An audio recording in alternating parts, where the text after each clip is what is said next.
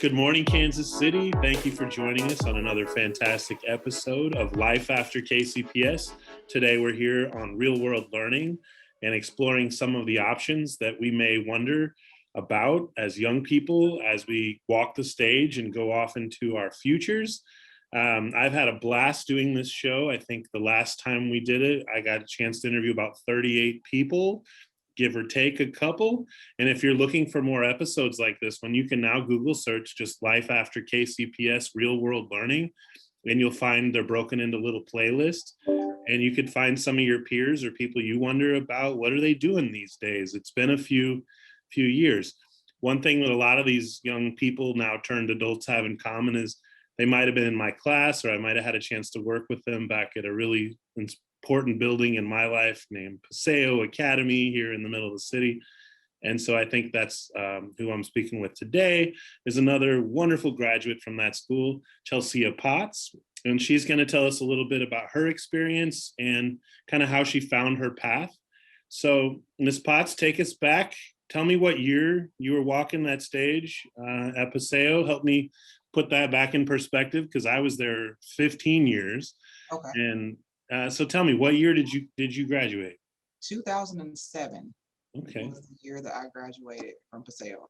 Cool. So let's turn it over to you. Tell us some about 2007 and maybe some of the ways what you were doing then might have paid off to what you're doing now. So I like to say I have a pretty interesting story.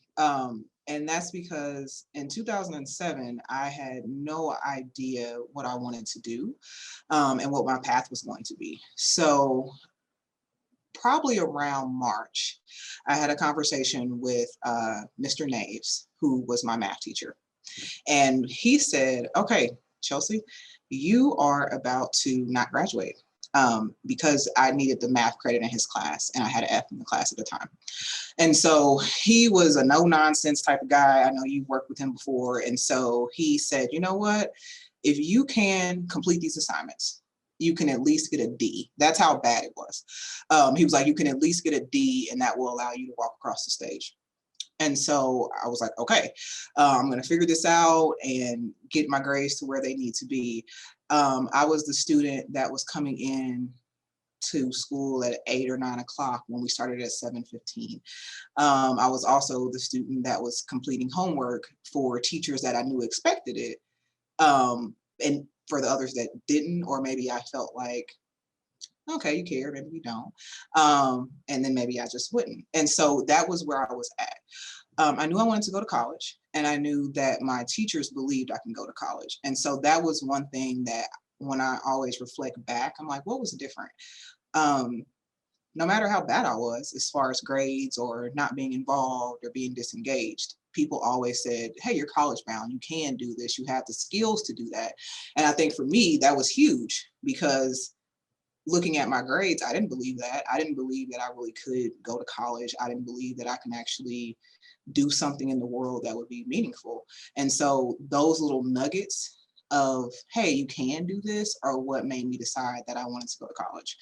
And so I started off after we graduated. I remember looking back at the fan and I was like, what do I do now? I mean, I had my part-time job and I had all those different things, but it didn't feel like enough anymore because I didn't have school.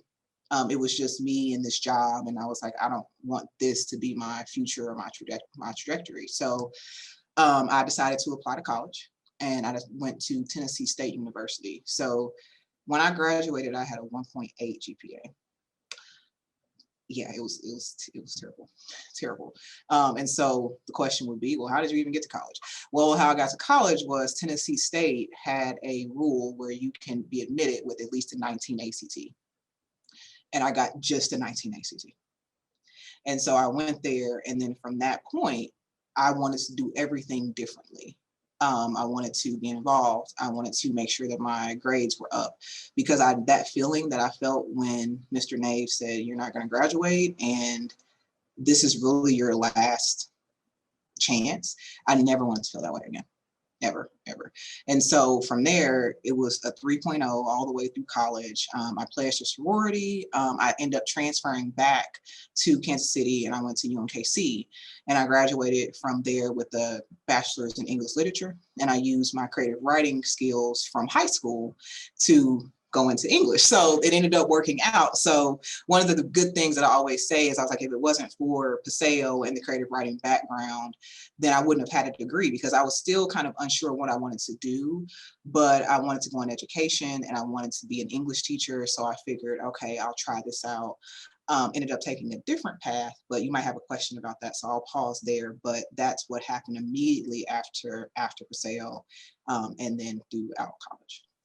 Wow. Thank you for, I mean, the honesty we're hearing. You're hearing students, you're hearing that everything doesn't, start out working the way you want it to. And I can hear you narrating on that. And I think that's a fantastic lesson that, is already embedded in our little talk today. Shout out to Mr. Naves, is one of the most important people that I ever worked with also, and just kind of has that teacher spirit that, that's the whole reason he does what he does. So tell me, sounds like some of your experience Paseo may have been positive enough as far as what it felt like to be there, that you kind of wanted that same experience, or you could see yourself going into that kind of experience. Was that part of it? I'm not really fishing for things, but I know creative writing was a great experience for me from that lens. And I've seen a lot of people experiment and find themselves through that exact process, and been so proud, that not all we do is going to be creative in our life, but it's a chance for us to really dig in and find ourselves and actually practice doing all the different kinds of writing that might be expected of us later. Yeah. So tell me about that. Like, did Paseo set the tone for something you kind of wanted to figure out how to do? Yes, I think so. And so I'll say one, with wanting to be a teacher. And so I've pivoted slightly because I work in higher ed, but I knew I wanted to work with students. And so when I think about different teachers that I had and the investment that they put in me, I wanted to be that person. I said, okay, I can do that.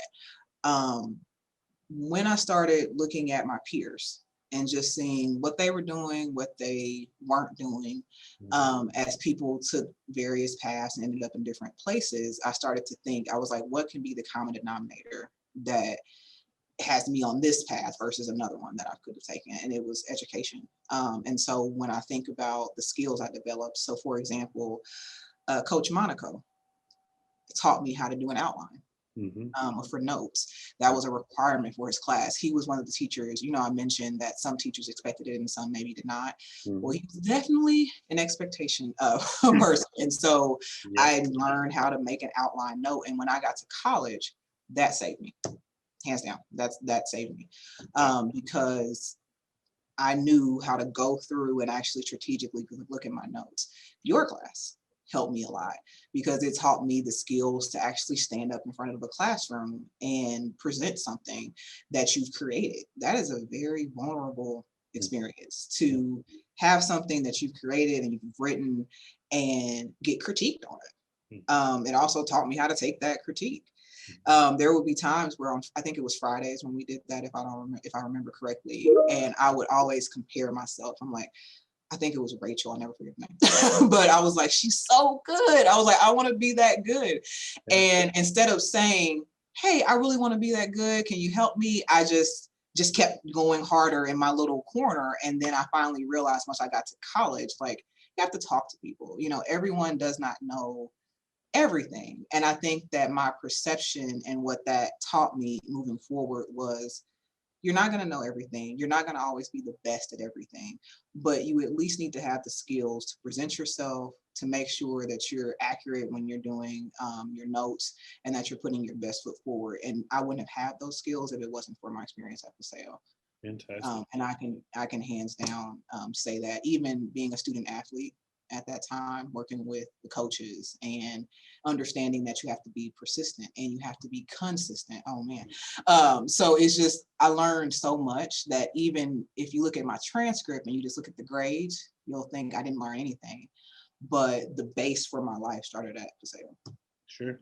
I think we're remembering that in education, that grades are just temporary and kind of numeric representations, but they can't possibly capture a whole person or their life's contribution or by any means that, what they are going to be capable of all the time. They're definitely not the only predictors that are out there. So I'm excited, and a passionate reason for you to maybe pursue that. Is that part of your mission in going into higher ed and in a community college Yes. kind of setting? Can you Yes. tell me why you think that's a good fit? We're not on a job interview here. You've already got the job. No. You're good. So I knew. So here's. Let me tell you what actually happened if we have time. So I told you initially I wanted to be a teacher. I said, okay, I want to be a teacher. I said that, but I wasn't really sure because I was like, well, what does that really look like? Am I really passionate about a subject? I liked English. I was good at it, but are you really passionate about it to present in front of a class and make them be also passionate about it? I wasn't sure. But I wanted to work in education so bad. And the reason was because I said, you know what, this has helped me so much. I started seeing probably around 24, 25, where people start kind of evaluating what they did between 18 and 24 and thinking about that. And I had a lot of friends reach out from high school. Hey, I want to get back in school. Hey, I want to, do X, Y, and Z. And I started to think about it. And I said, well, the college that I work at, I won't say which one, but I was like, it's not very accessible. And I started directing people towards MCC. I said, you can go there, you can start, you can get your credits, you can transfer. And at this point, I had a lot of student debt. And so I knew what a 4-year education could cost and what it can do to your life, even though it's very beneficial if you go about it the wrong way, meaning you get a lot of student debt or you stop out before you get your degree and then you have debt and no degree. I knew what that looked like. And so I was like, I don't want to be a part of the problem because higher ed is a business. But at the community college, it's more about the people. And so for me, I said, you know what, I want to go there. And so I transferred from our Longview campus, which is in Lee Summit, and came down to the Penn Valley campus. And the main reason for that was because it was in the community I grew up in and it was close to my high school. And so for me, I was like, I can actually see the opportunities that we can create as a community college. We can make it accessible. There's a lot of projects that I'm working on and trying to think about of how we can develop a stronger pipeline from KCPS to the community college and then to a 4-year if they want, or directly into the workforce, just depends. But that was my big draw for me. And that's why I really never want to leave education. And I don't want to, if I end up at a 4-year, I'll be interested to hear how I got there. But for me, the community college is where it's at because the people that I grew up with, the friends, the people that say, hey, I want to do this or I want a different life, I can always direct them here and know they'll be served. I know that they will get the classes they need, the education they need, and it'll be at a low cost. So they're not in a bad financial spot with a degree.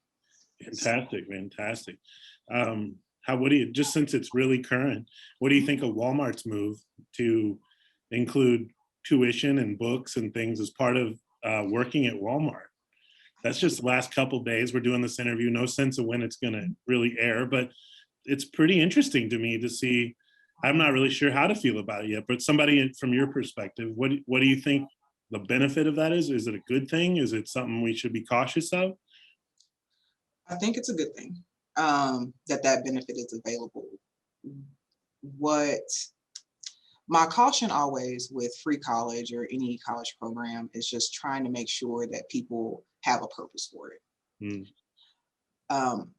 I am not a believer in everyone should go to college. I think it's beneficial, but I think if you don't know what direction you're going or what you want to do with it, then you can just end up in a situation where you have a degree, where you've invested time, and in that case, not money, but for most people, money, but you don't really know what you want to do with it. And so the only caution I have with programs like that is that there has to be support at the college, if not the place of employment, to say, hey, what is it that you really want to do with this? What is it that you want to get out of it? And if people don't know yet, then that's okay. I would rather someone pause than to enroll in something and not really know what they want to do. Now, along those same lines, I do wonder what the restrictions are, right? So does it have to be related to a job? Do they want you to move up in Walmart, or do they want you to just go into the community and be better economically developed there and a well-developed citizen? I don't know, but that's the questions that I ask when people do programs like that, is what is the motivation behind it? Mhm. Because I do think they're good surface level, but I always wonder, what is the push?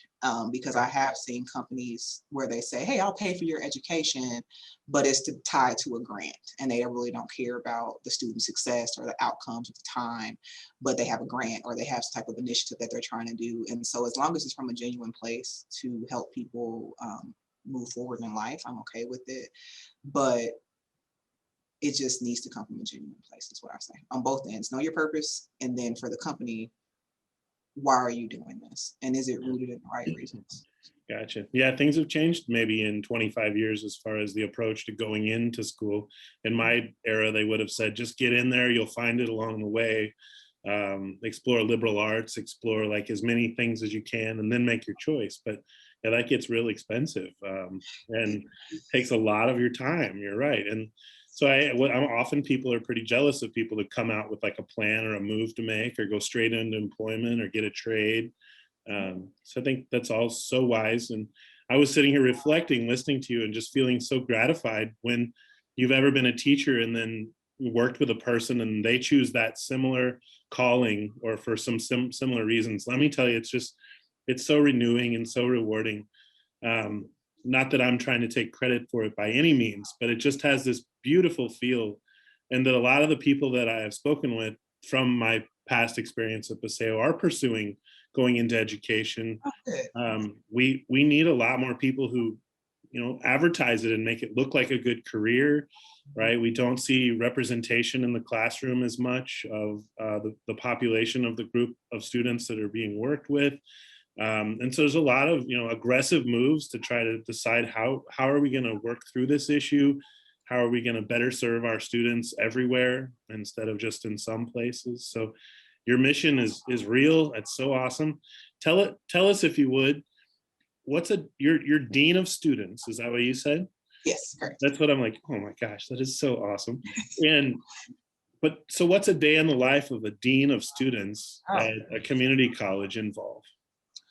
man. Okay, so Just a little piece of a this day, like, wouldn't be an interview without mentioning COVID. yeah, So exactly. I would say right now, and this is just because we're in this COVID environment, managing COVID and making sure people are safe is a really big part of the job right now. So we are doing contact tracing, which basically means that we want to make sure if an individual tests positive, that everyone in that classroom or area is safe, that we quarantine people appropriately, and X, Y, and Z. So that is an administrative task that's not as fun, but is one of those tasks that comes with being a dean.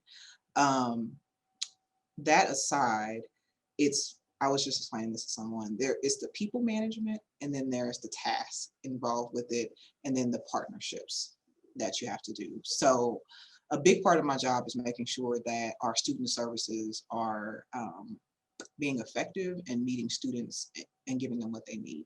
So those services like academic advising, financial aid, the testing center, which interacts a lot with the high schools. I oversee all of those areas and just ensure that we are student focused, student friendly, and that there's no barriers in our processes that can negatively impact students. And so there's that piece of it. On the other side of things, there's more of the administrative task. So you're working through making sure that positions are hired and filled, and that people are doing what they're supposed to do when they're supposed to do it. And some of that, I have a great team, so I don't have much to worry about with that. But there's that piece. There's proposals that are going through. So we have a really exciting partnership with Whataburger coming up, where they're going to have a resource room at our college. So we'll have fresh fruit, we'll have backpacks, we'll have school supplies, we'll have all these great things with the Whataburger partnership. That comes from the dean's office. And so working with that. I actually have some partnerships coming with KCPS. So that partnership piece coming and working with the E-Tech building that's across the street from the district KCPS building. So we have that. And so working on those pipelines and trying to have some foresight to see, okay, how can we really engage students? How can we keep them moving forward and on a path that will actually yield them some better life expectations, whether that be income, whether that just be knowledge based. So working on that. The days are always different. So like, for example, today we had a town hall. So we did our town hall.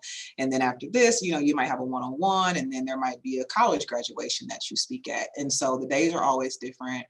But I would say the three core components are people management, partnership management / community building, and then just the task of the job to just make sure that everything continues to run. So always busy, it's always on the move, but it's so rewarding. And my favorite part about the job is probably the partnership piece, because it allows me to get out into the community that I grew up in.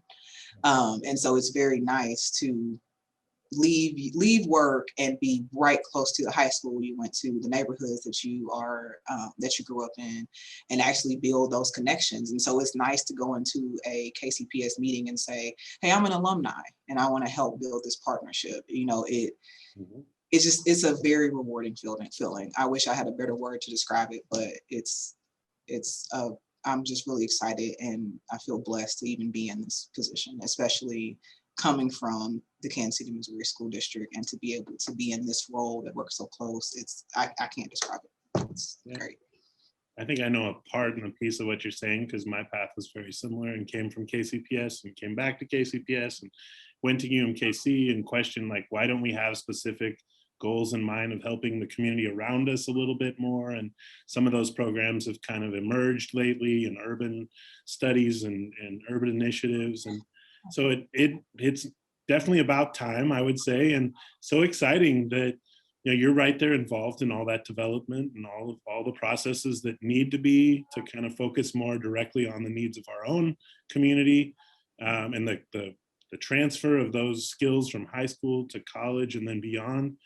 And I'm just sitting here reflecting again, like, you were definitely not supposed to get beat by whatever that GPA was back in high school, right? Like, that is not the indicator of your success or your skill level and your unbelievable, leadership ability, it sounds like, and your speaking skills in front of people and all of these things that I'm seeing in this interview and I'm remembering from when you were in class. And I'm reflecting on how much grades may not tell the whole picture. So let's think in those terms. We have to maybe go out of here on one more thing you might tell us. Kansas City, you've been listening to a fantastic example again of another path that didn't just show up, but someone found it and kind of discovered it and nurtured it and worked to be part of their life. So I'm saying everybody that I've interviewed has had that similar pursuit and that similar awareness that, you got to go after it and not be apologetic and just go for what you want and keep trying until you get it. So that's some advice in of itself that they're probably hearing. What do you think other young folks need to know? We've had such a couple years in a row that I can only imagine what it's like to come out of a system into the situation we're all in right now. But what do you think the wisdom that the young people listening today, or even everyone in their families, might benefit from, kind of as a final thought? And again, you've been watching Life After KCPS. And if you like these interviews, get a hold of me and we can do one with you or with someone you know. People have been reaching out to me a lot more lately because I've been able to get out the last shows and show examples. So let's do that. What do you think young people need to hear? And we'll let you close it out. And I'll say just peace out, Kansas City. That works. So what I'll start with is saying, coming out of a pandemic, that also allowed a lot of time for reflection. I think that was an advantage of being in a pandemic versus not, is that you had time to reflect as a student and think about what you want to do. And you may have come up with nothing. You may have come out the pandemic and said, I have no idea. I have no idea. I think the biggest thing is to know that, one, that's okay. One thing I wish I would have known or understood as an 18-year-old is that there's a lot of life to live. There is a lot of time that's going to pass, and really it's what you do with it. High school may seem like the end of the road and you have to have it all figured out, but you don't. And life will teach you things along the way, and you'll start to notice, oh man, I thought I liked this, but I don't like that. Be open to that. Be open to bursting through whatever barrier that you felt like you experienced in high school. I spent a lot of time being nervous about my perception. What are people going to think about me? I was not the SGA president in high school. I wasn't, the stellar student. Do I deserve to be here? And that was a question that would come across my mind a lot, whether it be in college, whether it be in a job, whether it be, just out in the community and wanting to gather people to do an event. I would always question if I was good enough. You are. Wherever you come to the table, however you bring yourself into the space, just make sure that you're present, that you're aware, and that you're being authentically who you are. And everything else will work itself out. If you do experience barriers, like we all do, work on figuring out how you can navigate those and who are the people that you have in your corner that can help support you through those barriers, and know that everyone's gone through them. Sometimes when you're going through it, you can think, why is this happening to me? Why is this going on? I can't do this because my family is dealing with X, Y, and Z. Well, you may not be able to do it exactly like Jay did it, but you can do it the way that you need to do it in your own path, in your own lane. And so just know that whatever you have and whatever you need is already within you. And you can do it. And so I like to tell people, especially people that come from KCPS, our district is amazing, and it really builds amazing individuals, people that can contribute to the community in a real way. And so know that you have that behind you, no matter what people may say about KCPS, no matter what the perception is, know that you do come from a great district and a great place, and you can do whatever it is that you want to do. Boom. I'm not going to add a word to that. You heard it here, Kansas City, KCPS, you're listening. Thank you so much, Chelsia Potts, Dean of Students. And it's been an honor and a great treat to remember and reflect and catch up with you. So again, Kansas City, if you want to be on this show and think about how your story might impact someone else, or provide an opportunity to think about an option they may not have thought through or even seen presented to them before, then I think that's part of the mechanism of doing this show. It's also just so much fun to hear all of these amazing stories and to help people rethink the narratives of the students who come from Kansas City Public Schools.